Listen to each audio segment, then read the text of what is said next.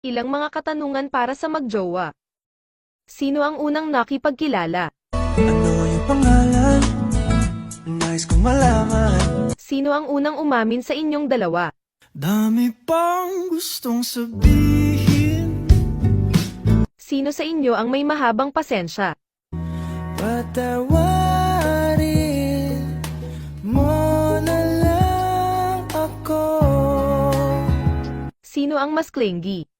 Nanaginip ako nagising, parang kinigiliti. Yung babaon mo nga agad yakap ang daladala ko pa uwi. Sino ang tamad maligo? Tinanong kita sabay tayong maligo, pero tinawanan mo lang ako. Sino ang mas antukin? Humiling sa aking piling, antukin. Sino ang unang nang mamanya?